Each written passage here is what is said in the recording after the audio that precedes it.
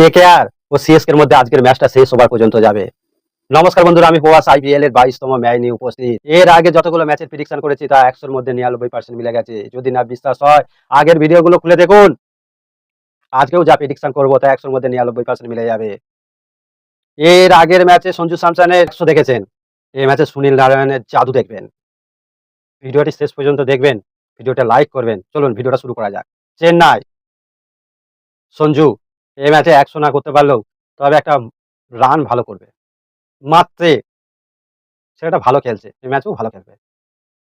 দুবে এ তো চুপচাপ কিছু না বলে রান করে বেরিয়ে যায়।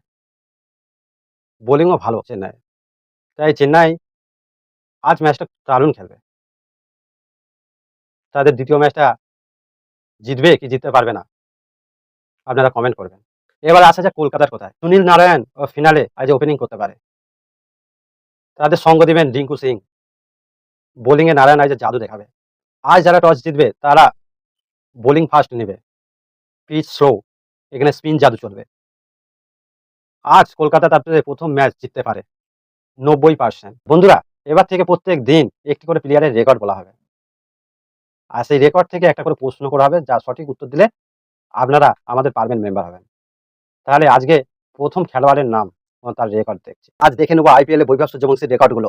তার মোট ম্যাচ 11টি, মোট রান 452, সেঞ্চুরি 1টি, 101 রান করেছিল, হাফ সেঞ্চুরি 3টি, স্ট্রাইক রেট 229.44, মোট ছক্কা 42টি, আর সর্বকনিষ্ঠ খেলোয়াড় হিসাবে আইপিএল এ ডেবিউ।